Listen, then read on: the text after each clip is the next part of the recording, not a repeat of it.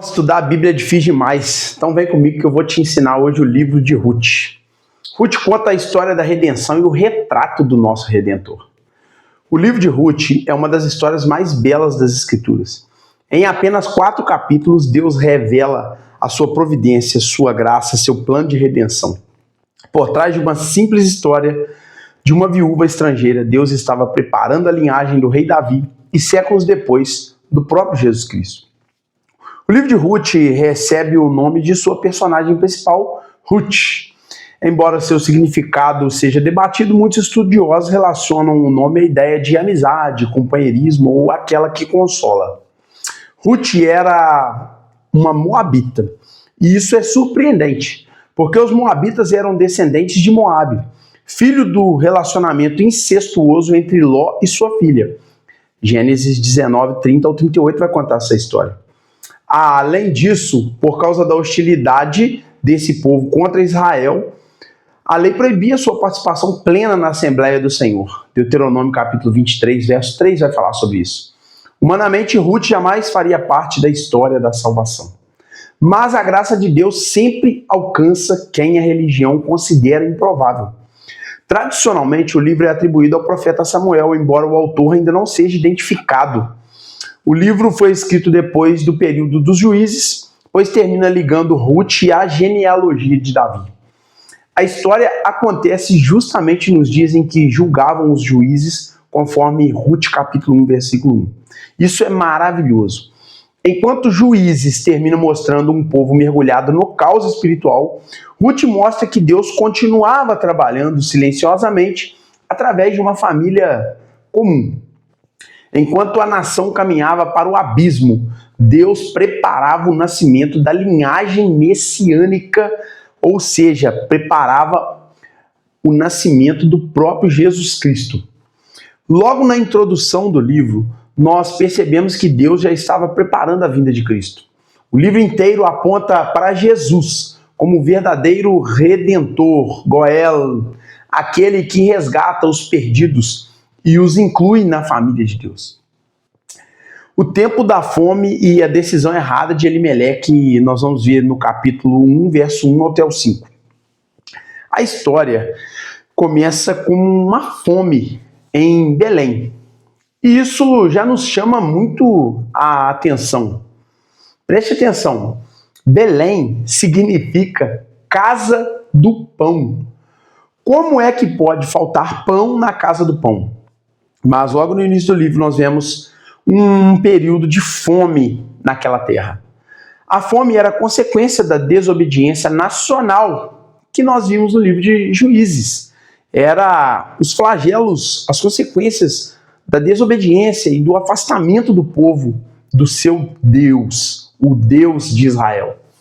E Elimeleque, então, ele vai decidir sair de Belém e ir para Moabe. Do ponto de vista humano, parecia até uma boa decisão. Mas Moabe representava um povo principalmente idólatra, o que desagradava muito a Deus. Às vezes, fugir da crise sem consultar Deus nos leva para lugares perigosos. Em Moabe, o que acontece? Elimeleque ele vem a morrer. E os seus 2 filhos, Quilion e Malom, também morrem. E aí Noemi, ela fica viúva. Ruth e Orfa, esposas desses homens, elas também ficam viúvas. E a história começa com 3 viúvas, sem perspectiva alguma. E aí nós vemos aqui um apontamento também para Jesus, logo nessa introdução. Belém, a casa do pão, voltará a ser o centro da história quando Jesus, o pão da vida, nascer ali. Onde houver fome e tristeza, Deus faria nascer o Salvador do mundo, conforme já aconteceu. Nós vamos ver a decisão de Ruth. Aí nós vamos ver ali a figura de uma conversão genuína. Em Ruth capítulo 1, do verso 6 ao 22, Noemi decide então voltar para Israel. Ela fica sabendo que voltou a ter comida em Israel, ela decide voltar, agora viúva, e ela libera as noras. Ela fala, olha, eu não tenho como dar filho para vocês se casarem novamente, então eu libero vocês. Orfa, ela vai retornar ao seu povo, mas Ruth faz uma das declarações mais lindas da Bíblia. ela diz assim, ó, aonde você for eu irei, onde você ficar eu ficarei, o seu povo será o meu povo e o seu Deus será o meu Deus. Querido, preste atenção, Ruth não estava apenas mudando de país, ela estava abandonando os seus deuses para servir o Deus de Israel. Isso é algo que o Senhor mais deseja do seu povo nos dias atuais. Que o povo abandone suas práticas pecaminosas, a idolatria, os vícios e venha servir o rei de Israel para que de fato venha participar da família de Cristo. E essa é uma verdadeira conversão aqui através de Ruth, que nós podemos ter como um exemplo grandiosíssimo de conversão.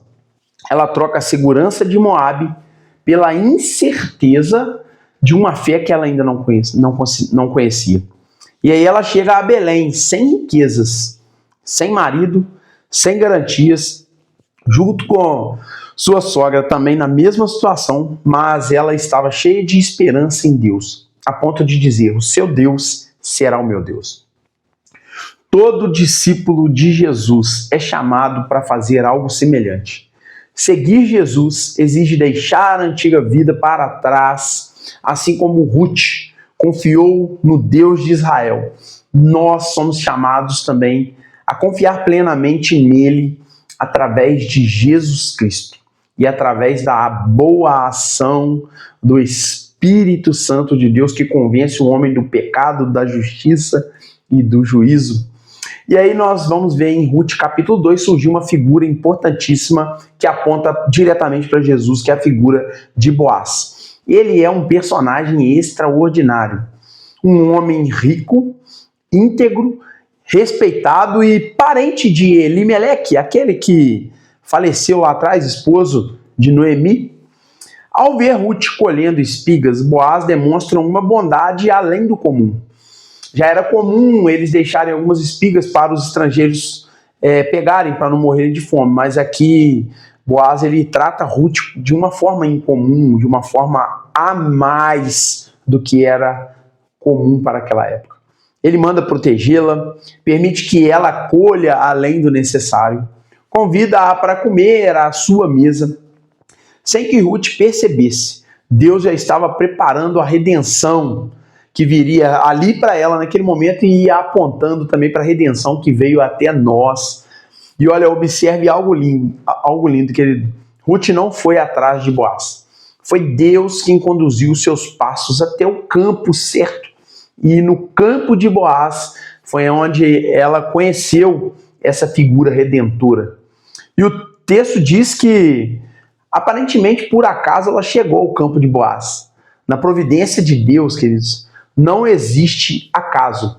Na verdade, existe a direção dada por Deus. Boaz é uma das figuras mais claras de Cristo no Antigo Testamento. Assim como Boaz acolheu uma estrangeira sem exigir mérito, Jesus acolhe pecadores pela graça. Não fomos nós que encontramos Cristo por acaso. Deus dirigiu os nossos passos até Ele. Ou poderemos dizer com mais força, foi Jesus que nos encontrou no caminho da vida.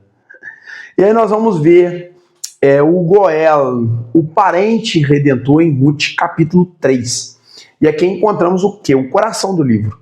Noemi orienta Ruth a procurar Boaz, mas não com um pedido romântico.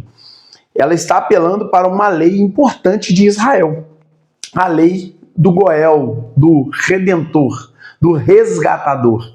A palavra hebraica Goel significa parente resgatador ou redentor. Goel tinha algumas responsabilidades. Resgatar propriedades da família, no caso aqui, por exemplo, como ela, Noemi, havia ficado ali viúva, né? Então, esse parente resgatador, ele deveria resgatar essa propriedade, libertar os parentes da escravidão, preservar a herança e casar-se com a viúva para preservar a descendência da família. Mas, para que isso acontecesse, haviam condições para serem observadas, né? O resgatador, o Goel, o redentor, ele precisava ser parente, o parente mais próximo, ele precisava ter recursos financeiros para pagar o resgate e ele precisava estar disposto a fazer isso. E Boaz, ele preenchia todos os requisitos. Mas havia alguém na frente de Boaz, e aí quando ele fica sabendo que precisava se casar com Ruth para resgatar essa herança, ele abre mão e aí Boaz, ele assume essa missão. Olha, apontando para Jesus aqui, é impossível não enxergar Cristo aqui. Jesus tornou-se o nosso parente ao assumir a natureza humana. Ele tinha o preço do resgate, ele tinha condições de pagar o preço do resgate, que era o seu próprio sangue. E ele fez isso de forma voluntária. Assim como Boaz resgatou Ruth, Cristo resgatou a igreja. A diferença é que Boaz pagou com riquezas, mas Jesus pagou com a sua vida na cruz do Calvário, assim como os profetas já haviam profetizado que aconteceria. No capítulo 4, o último capítulo, nós vamos ver a consumação desse resgate. Existe outro parente mais próximo, e segundo a lei ele teria a prioridade, conforme eu citei.